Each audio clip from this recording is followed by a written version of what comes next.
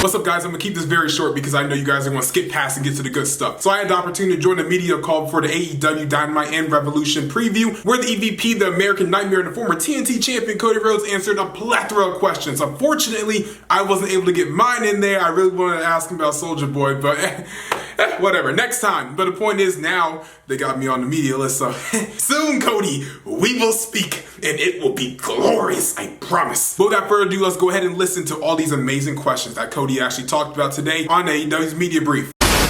Thanks to everyone for joining us. This is a tradition, obviously, before the pay-per-views, and obviously, as also is tradition, with us today is Executive Vice President of AEW, Cody Rhodes.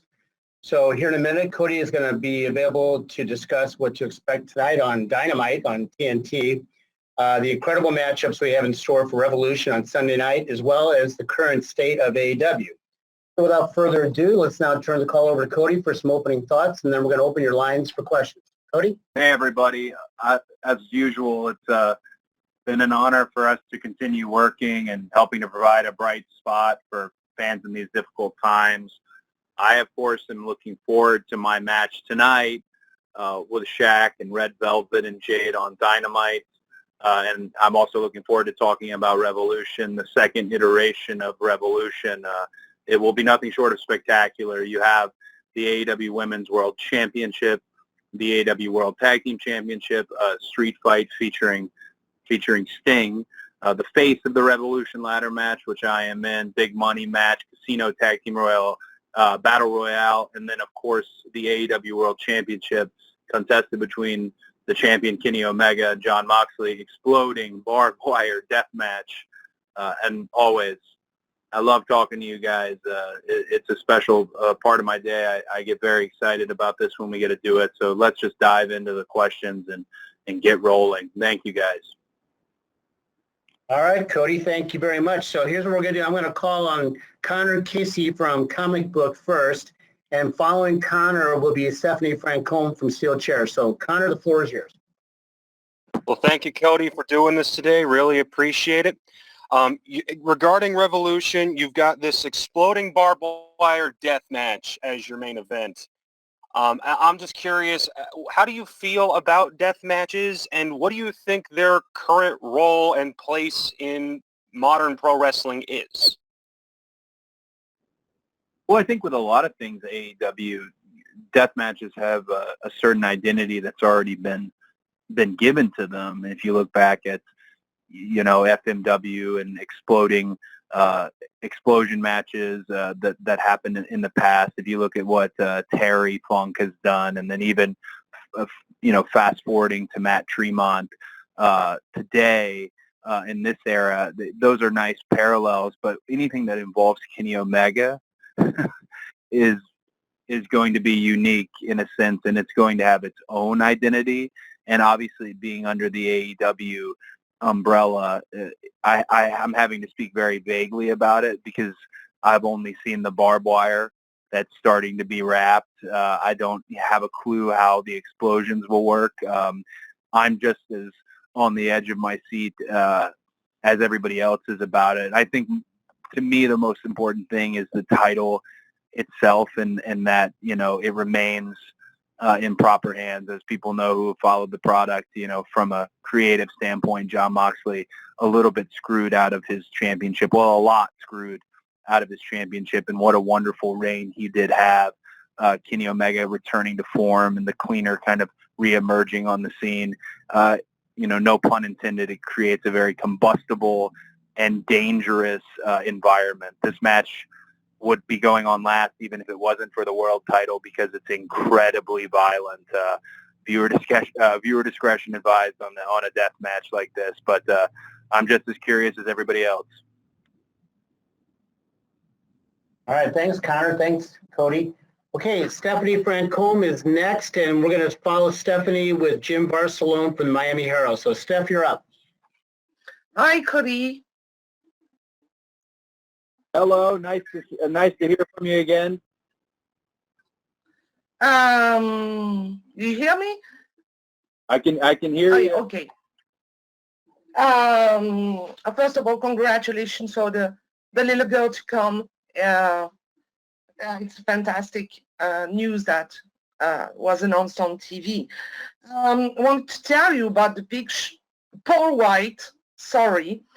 It was a surprise for many of us to find out that he was now a member of AEW. Can you tell me more about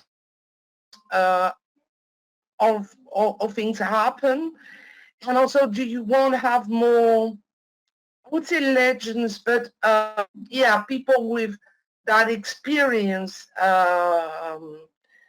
like Paul can have, more people like that in AEW? Thank you very much.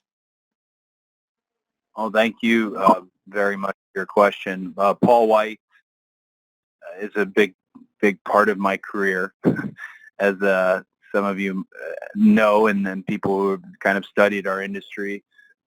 We were involved in a WrestleMania together, and that will always bond you in a unique way.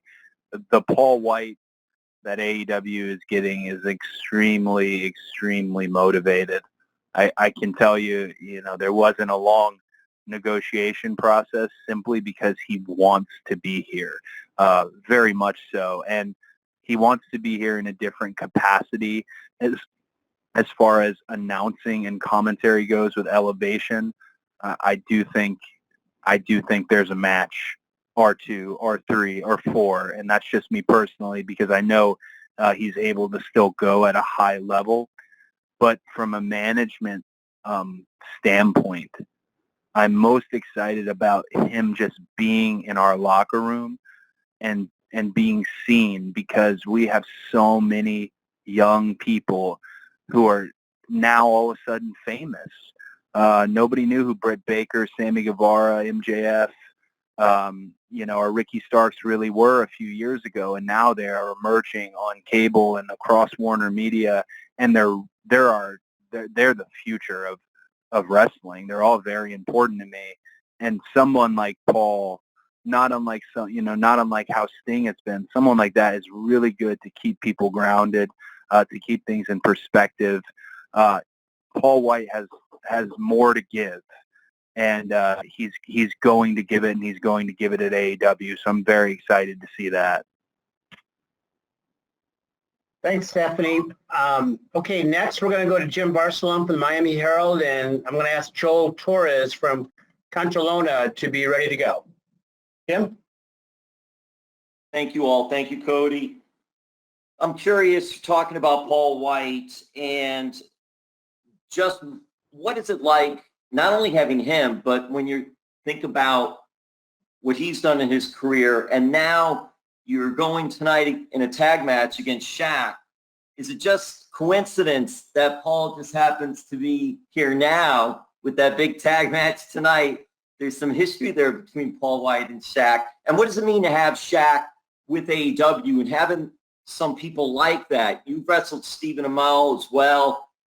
What does Shaq bring or give to AEW as far as mainstream appeal and just getting more eyes on the product? Well, the timing of everything is certainly, there's a lot of kismet involved, a lot of serendipity with that, but it is coincidence. Paul Wight is entering a different phase in his career, and Shaq has entered into what I guess would be considered a rivalry with him and Jade and myself and Brandy, who was unable to be part of this match because the greatest gift on earth, the fact that she's going to have a baby, and Velvet stepping up to the plate in such epic fashion. For me, Shaq's presence and what Shaq brings is obvious. He definitely has a very large audience, a very large following. If you look at everything he's doing with Shaq Life, and you look at his world and all of his entrepreneurial efforts, he's really a model businessman. But for me, this match, I would like to see Red Velvet really hopefully emerge the star and hopefully emerge victorious of this. If anything, this match has presented a big opportunity for both Red Velvet and for Jade. Our women's division is continuing to grow. We're continuing to cultivate it. The Eliminator tournament that's happening, and to be able to during a pandemic across the ocean to make it happen, but it was not easy. Tony Khan moved heaven and earth to get production in Japan, and he made it happen. So for me, this emboldens and bolsters our women's division. I'm not going to say anything mean about Shaq because he's entering a different world. If I was to step on the court and play horse with Shaq, it would be a joke. And I hope he's ready. I know he trained, and he's trained near me, but we'll see. I don't think he's got enough gas in the tank to compete with me. All right, thanks both. And now, as promised, I'm going to go to Joel Torres from Contralona and John Alba from Spectrum Sports. You will be next. Joel. Hi, Cody. How are you? So great to meet you. Oh, very nice to meet you too. So, Cody, talking about Red Velvet and your match tonight against Shaq and Jade Cargill, and obviously Red Velvet being a Latina wrestler, you guys in AEW have shown a lot of importance to the Latino pro wrestling. How important is for you to have a Latina wrestler like Red Velvet by your side tonight on this match? I think it's just a beautiful thing as far as to have diversity in your locker room and diversity in your space, and to put it out there and it be excellent content. Some of you may know, people who have studied the business, it used to not be that way because promoters were really adamant about only having one of a particular demographic or even a minority, and they would try to almost make that a gimmick to a degree. And this is years and years and years ago. I'm not talking about anybody currently. But today, the best wrestlers are from all around the world. You can find them in pockets from the north to south, east to west, and that to me is very exciting. I want to continue to cultivate. I take scouting trips even during the pandemic, and I'm excited as the world slowly opens up and safely opens up to continue those scouting trips, because the diversity for us is paramount, and we want to represent as many individuals and cultures and identities as we can. I think the language of wrestling is universal. Thanks, Cody. John Alba, you're going to be next, and then following John will be Amy Nemedy from WrestleJoy. So, John, floor is yours. Thank you very much, guys. Cody, first off, congratulations to you and Brandy on the baby. Very exciting stuff. Believe it or not, it has been pretty much a year that we are in the middle of this pandemic era of pro wrestling. And it really felt like AEW was on the verge of breaking through to another level with Blood and Guts coming up and the debuts of Brody Lee and Matt Hardy, and then everything shut down. So what I'd like to know is, where do you think AEW was heading before the pandemic and what you were able to accomplish, and how can you pick up from that place and ensure that you spend the rest of 2021 and beyond getting back to where you guys were on track to be? Well, we were heading to the frickin' moon, buddy. I honestly, we were rolling, and you look at Prudential Center and that sellout and what Blood and Guts was going to be. That's so wonderful. But the pandemic happened not just to wrestling. It did hit the hospitality industry really hard. It did hit entertainment incredibly hard, but it hit everywhere really hard. And a lot of people have faced so many hardships. I think the number is 40 million unemployed, and forgive me if that's hyperbole. I don't think it is, though. So I don't want to, whine about what happened to us. Instead, I want to help those who have experienced it with us, which the wrestling fan wasn't sure they were going to get wrestling on a weekly basis. You hear a lot about these fabled Norcross shows that happened when AEW and the pandemic first hit and lockdown started to happen, and the marathon, the march, 30-something matches, and in only 26 hours. It was some absurd data that we were able to pull it off, and those shows genuinely saved the company. That's why they have such a a soft spot because our job is to provide content for TNT, and we have continued to do that, and they've been such a wonderful partner. But we had to pivot like everybody else had to pivot. And now as vaccines are starting to become regular, and the Johnson & Johnson one was just approved, and you start to see vaccines for every citizen of the U.S., I think there is going to be a large bounce back with people who want to go out there and get their entertainment, get it safely, and get back to the way things were. I really think it will only behoove AEW in time, because we never gave up. We never flinched. Signings were still happening, big signings at that. And progress was being made in the show. We didn't just pump out some evergreen content, say wait, and say we'll be right back. We've been here the whole time. So I think we'll continue on that trajectory. This was good, a good challenge for us that we met it head first, and I think we set the standard for how wrestling can be done in a pandemic, with how Keith Mitchell and Tim Walbert shot wrestling from Daly's Place and continued to shoot it, with Tony's application of the locker room and getting every independent wrestler who was out of work, basically some sort of work at AEW, and making them part of our crowd, the testing protocols, the temperature scans, the fact that I can't walk from one room to another without a certain wristband on. It is overkill, but it needed to be overkill, and it's provided a safe working environment. So I'm ready for the next wave of it, though, and hopefully slowly but surely. Texas, I heard, just opened up, but we aren't going to be the first to dip our toes into that water. We're going to do this as safely and properly as we can, so that wrestling fans feel comfortable. Thanks, Cody. All right, so next up is going to be Amy Nemedy from WrestleJoy, and then I'm going to follow with a write-in question from Kyle Masters of All Elite Podcast. So, Amy, you're up. Amy, you need to unmute yourself. Thank you. Hi, Cody. Thank you very much for taking my question. I want to touch back to Red Velvet real quick. You mentioned that she has epically stepped into this position to replace Brandy within this feud. You had also mentioned that you have her on a sort of special retainer contract.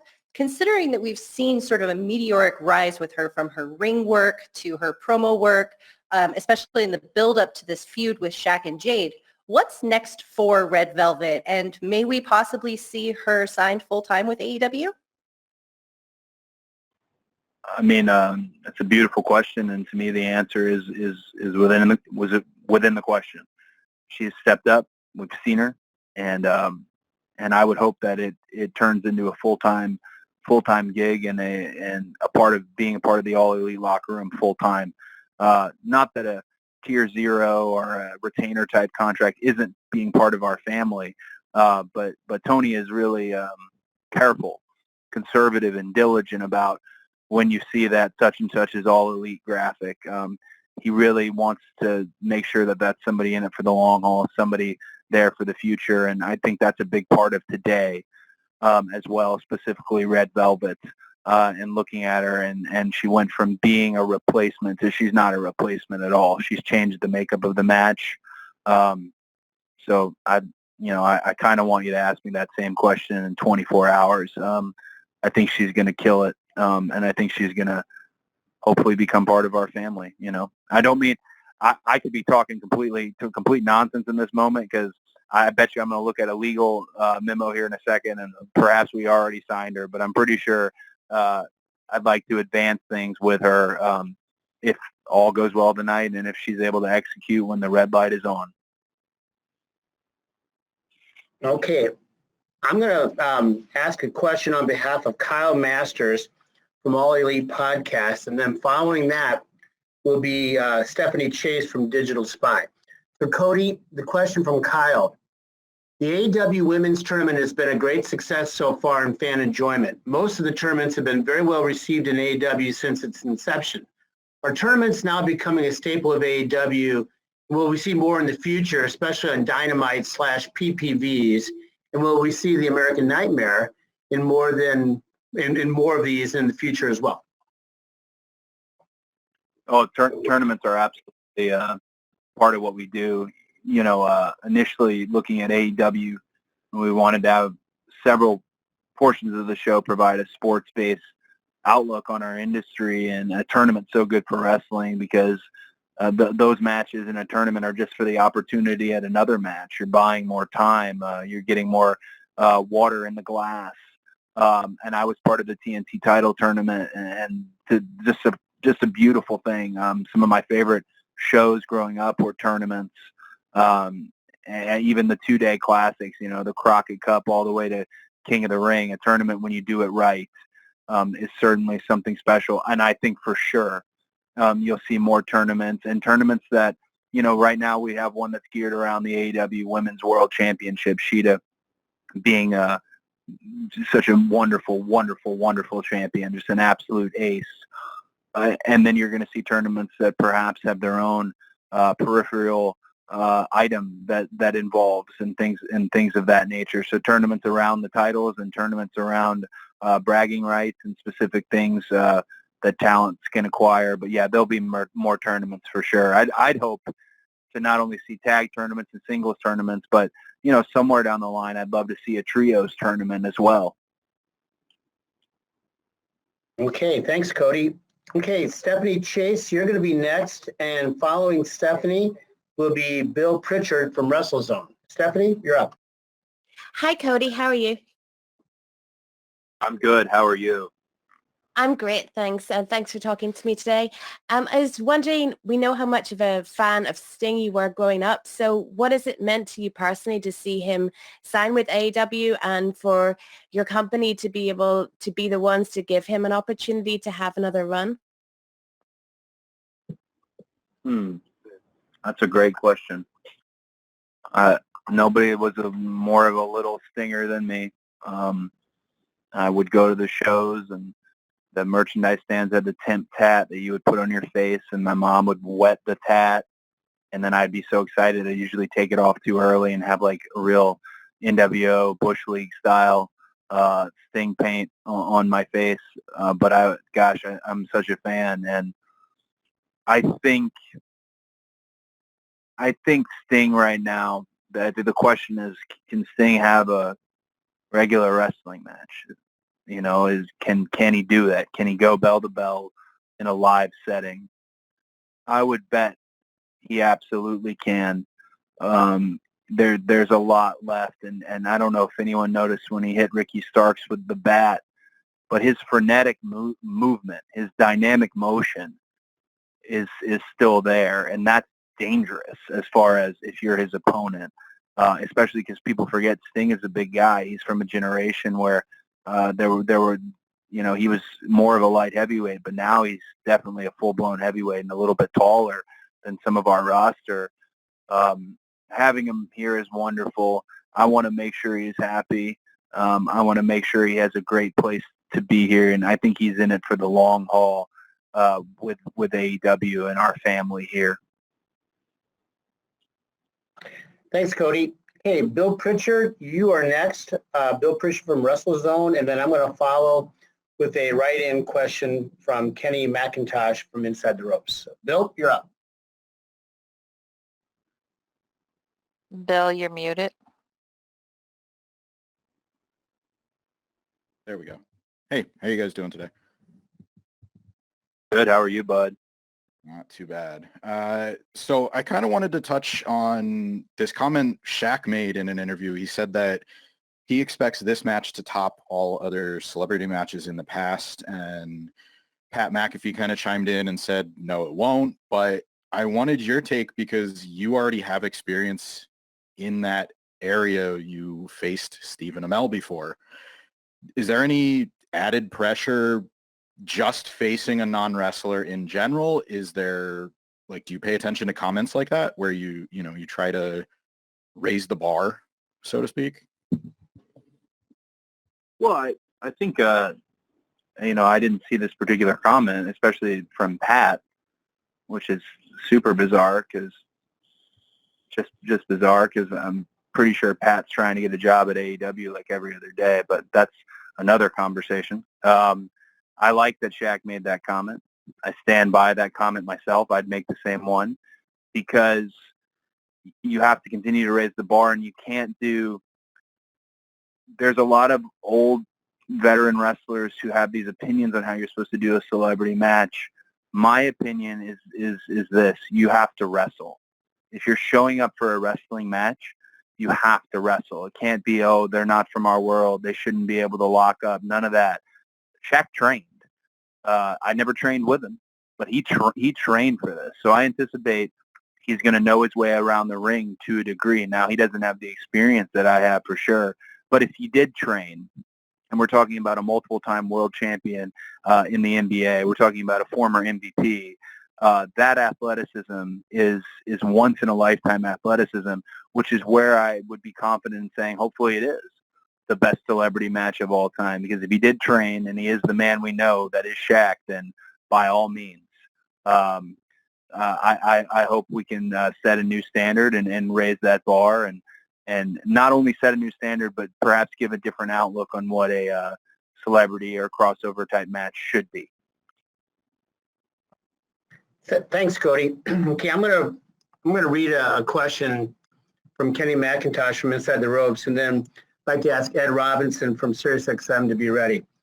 So from Kenny McIntosh, with the story from Wrestling Observer that NXT will be moving to Tuesday nights, can you talk about the strategy you guys have had from the start and focusing on what you guys are doing and not reacting to the other show? And how excited you are at the prospect that people might not have to choose a show anymore and have AEW as the sole destination on TV for Wednesday nights?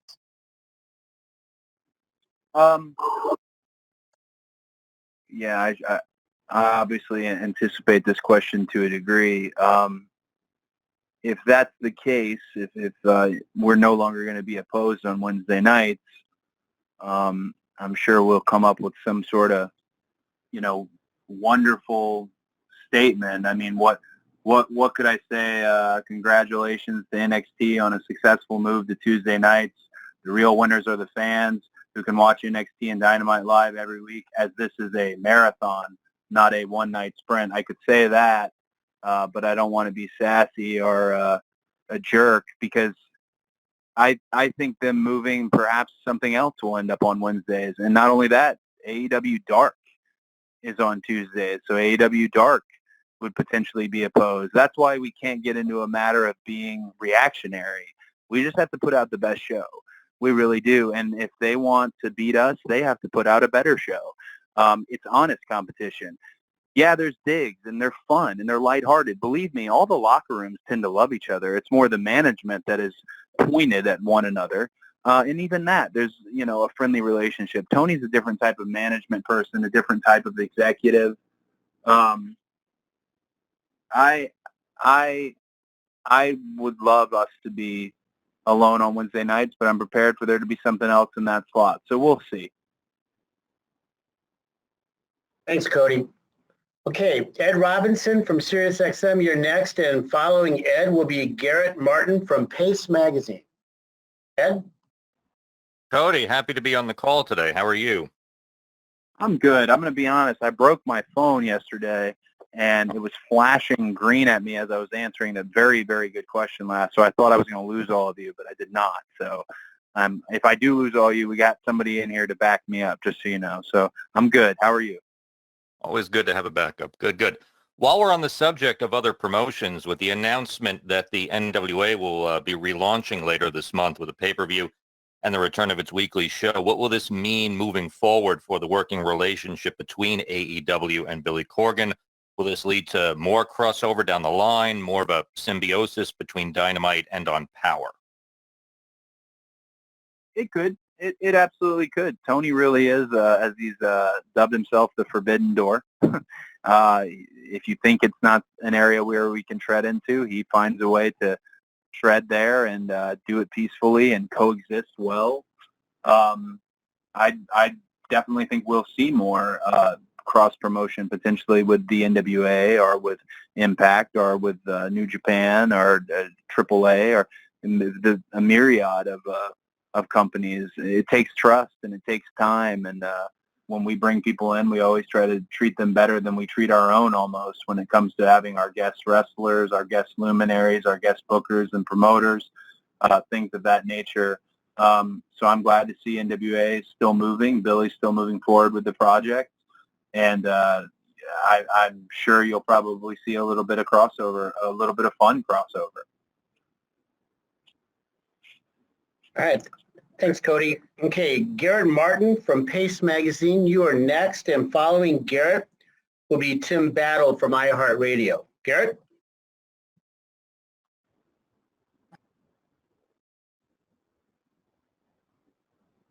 Hi, can you hear me? I can hear you, my friend. Oh, cool. Hey, I couldn't hear you. So, yeah, quick question. You've got a new show coming out in a couple weeks, AEW Evolution. How's this going to be different from Dark or Dynamite? Thanks. I would want people to tune in for the first AEW Elevation, and Paul Wight joining us on commentary, first time for him really in his career as an analyst and broadcast journalist, as Heenan used to put it. I think, to give you a little spoiler potentially on AEW Elevation, again, I want everyone to watch and see. It's going to be similar to Dark, but there should be more of a focus on potentially individuals, part of our roster, and Tony Schiavone is the one who is spearheading that. I think you're going to see some one-to-one pieces, some sit-down interviews. I think you're going to see a little bit more of a character insights, not unlike you see with American Ninja Warrior or even my other show on TBS, Go Big Show, where we learn a lot more, hopefully, about why these wrestlers are stepping into the ring, why these men and women are competing, what this means to them, and their place in AEW. So I think that and a few other items, of course, the biggest item being Paul Wight, will separate AEW Dark Elevation from its predecessor, AEW Dark. Thanks, Cody. Okay, next up is Tim Battle from iHeartRadio. And following Tim will be Sean Layless from CBR. Tim? Yeah.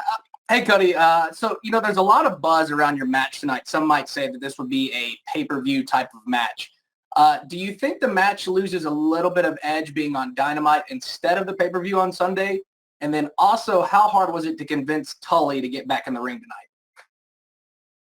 Well, I would say the FTR boys, I don't know how much convincing they actually had to do. Tully has always got that wild look in his eye that I wish so many other people had in terms of he wants it. I don't think it was a difficult conversation. I think we've got a few surprises here for Tully tonight as we are very excited, and it's not lost on me what it means, him returning to the ring. As far as Shaq, myself, Jade, and Red Velvet in this tag, I think it fits just great on Dynamite. We've actually talked about it on the call before, whereas the economics of the industry are much different now. The pay-per-view and the streaming and everything to that nature, there's a great deal of opportunity there, but the television money is your bottom line sometimes, and providing the absolute best content for Dynamite and not doing a really carny, let's stretch it that wrestling has done in the past. So I'm excited that it's on Dynamite and it's live, and that it's not only live and on Dynamite, but it's kicking off the show, it being the very first thing. It just makes for a great show. And actually, to extrapolate a little bit on this, one discovery I think we've made, and Tony Khan seems to be really keen on it, and I love that, is that our go-home to pay-per-views might always end up in some way being themed. They're always going to have a heavy hitter of a match on them because they shouldn't be a throwaway. A lot of rivalries and stories and angles, if you will. Sometimes the wagon is already in the barn and you run a VTR and, hey, say check out the pay-per-view. But for AEW, we still want that go-home show to not only be significant but newsworthy. And we're learning that as we're finding our own identity. So that will be exciting moving forward.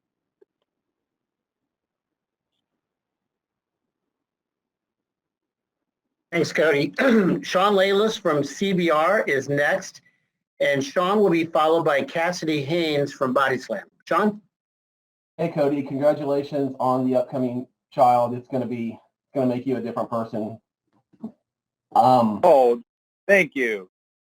My son, he's 11. He became a wrestling fan because he saw you, your brother, and your dad in a Scooby-Doo movie. With Shaquille O'Neal being on the pay-per-view this weekend, with Snoop Dogg coming on, I assume you're probably going to help Stephen Amell promote Hills when it starts up. What is AEW's stance when it comes to crossing over with non-wrestling to bring in fans who might not have watched it before, or maybe bring back fans who used to watch in the past using the crossovers? Well, I love that you enjoyed that Scooby movie, and it's actually funny to me. That is the last thing we worked on as a family, and I've actually never seen the movie myself, but the fact that we did the voiceover work for it with Dusty and Dustin and myself, I'm glad it resonated. For me, I've really taken it upon myself I want to grow our audience, and I know we have the best bell-to-bell wrestling. We have a guy like Pac here. So just a guy like Pac guarantees me that we have the best bell-to-bell wrestling. But I need people to watch it. I need them, if they come for Shaq, maybe they'll stay for somebody like Pac. I keep using him as an example just because I'm a big fan of his work. But I definitely think you will see more crossover, and you'll see crossover done in a respectful way. Like I said, Shaq trained. You mentioned Stephen Amell. Well, he also trained, because that's the only way I would insist on doing anything. That to me is important. You can only bring in people for when it comes to a crossover that respect your business.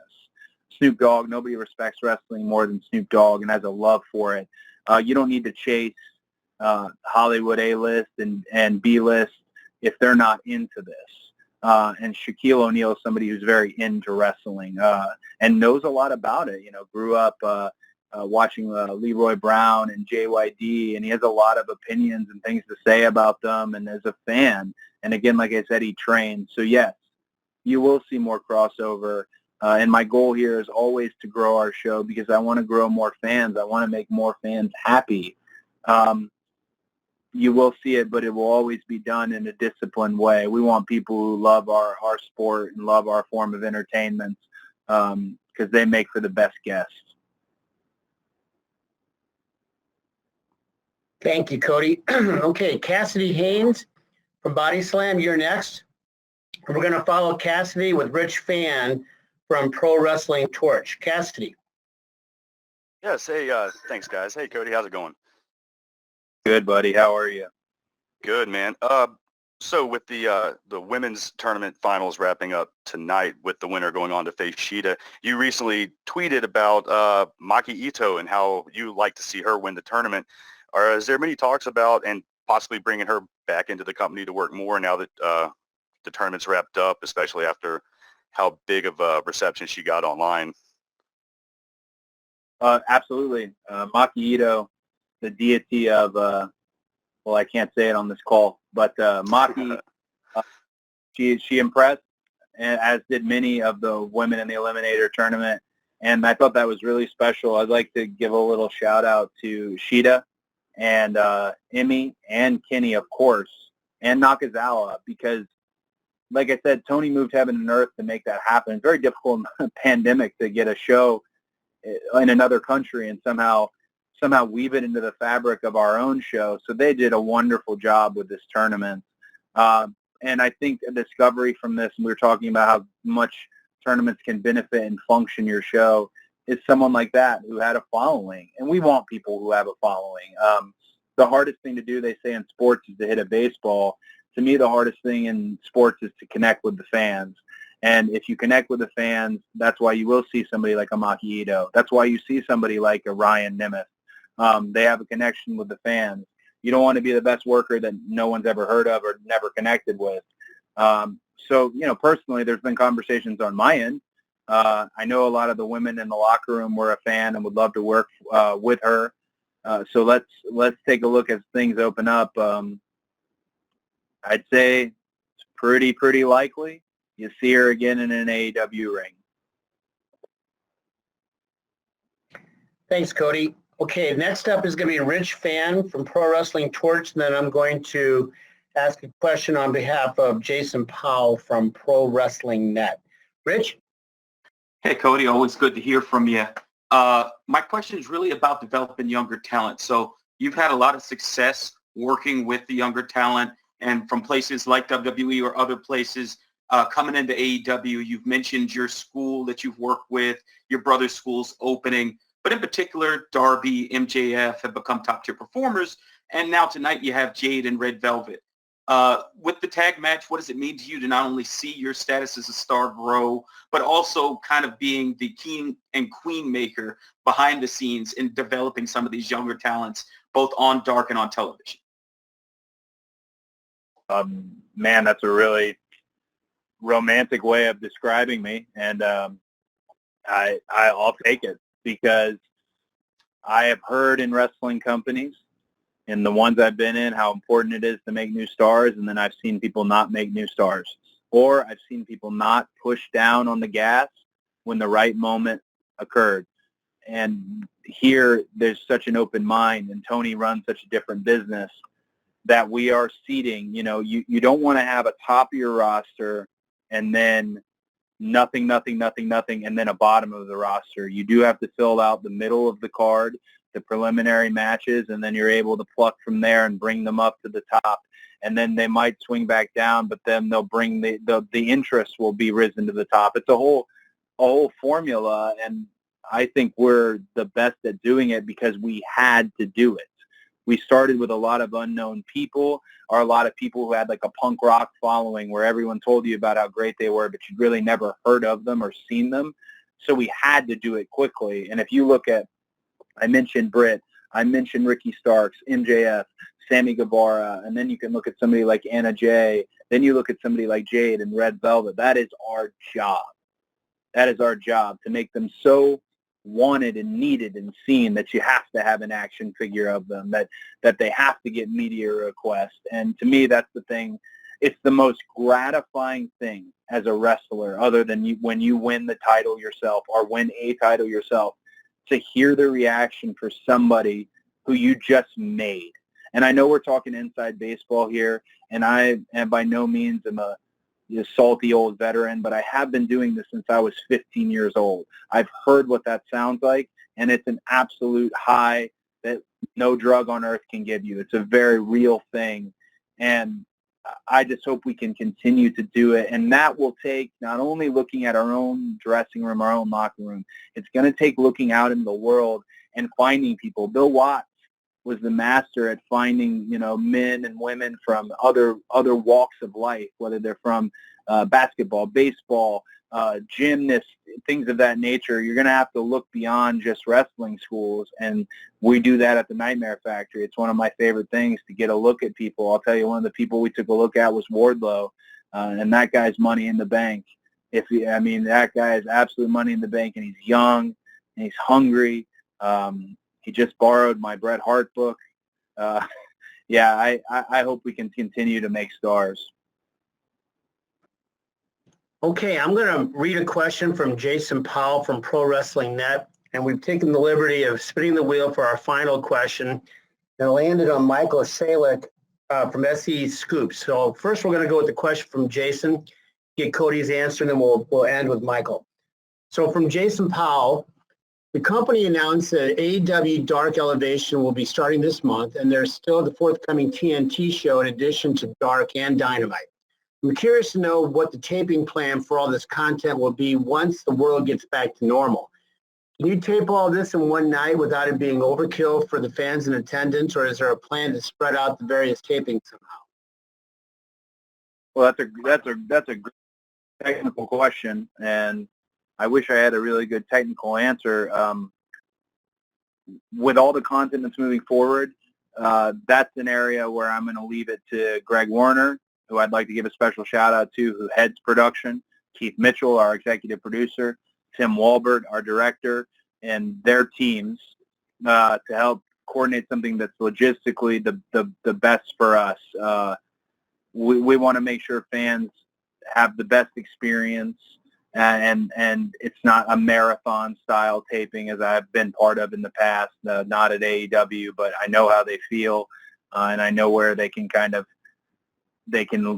I'm trying to use the right word, they can linger and fatigue, especially for families. So we'll do everything we can to make it logistically and functionally correct. I'm sorry that wasn't a technical answer, but those are the guys who I'm going to rely on to do it. Keith Mitchell and Greg Werner and that team, because they're wonderful at what they do, and they have many, many years of experience doing this. And Tony will have his own plan, and we'll be off to the races.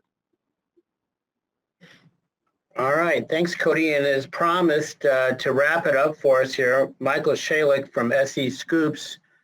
You won the lottery. You get the last question. Michael, you ready? All right. Best for last. Here we go. Cody, thank you for your time today. Following the announcement of AEW Dark Elevation, Tony Khan confirmed that a second TNT show is still in the works for later this year. Could you tell us, do you expect that this show will have a different format than Dynamite? Might we see a trios division, more outside the ring content, or something else? Well, I know you're not speaking about AEW Dark Elevation. I know you mean the promised additional hour of content on TNT, actually. I think all our shows will end up with a different format. It's a bit of a brain trust in forming those formats. Right now, the focus is AEW Dark Elevation, how we can make that different, and how we can feature our younger stars, our preliminary stars more to get to know them. I can tell you one thing we won't do with AEW Dark Elevation is we're not going to bait and switch. We're not going to give you a show on night one that doesn't reflect what that show will be like the rest of the year or the rest of many years. When it comes to the additional hour of content on TNT, and I'm careful to say third hour because people sometimes think that means we're going 3 hours, which we are not. When it comes to that, I can only tell you that it has a name, and I love its name, but I can't tell you what it is, and hopefully on the next media call we'll be talking about it. But it will happen in 2021. In addition to that, there's some other news featuring some other AEW talent regarding another show that is also in the Warner Media family. So please, if you're part of our wonderful media list, or if you're out there and you work with Fleischman and Mandy and all these wonderful people who set this call up for me, please keep your ear to the ground, because we have made some pretty large moves, and we aren't stopping. We're moving forward full speed ahead, going all in.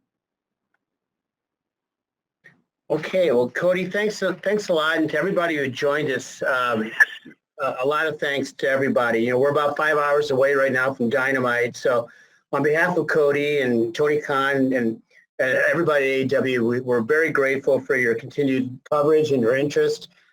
So we're going to wrap it up. We're going to be distributing an audio copy here shortly. So again, thanks for joining the call. Remember, Sunday night, Revolution pay-per-view, and we hope you have a great day, a great week, and we'll see you tonight, and we'll see you on Sunday night. Thank you. We going up like 1,000. I'm a flex just like a muscle man Malcolm. We going up like 1,000. I'm a flex just like a muscle man Malcolm.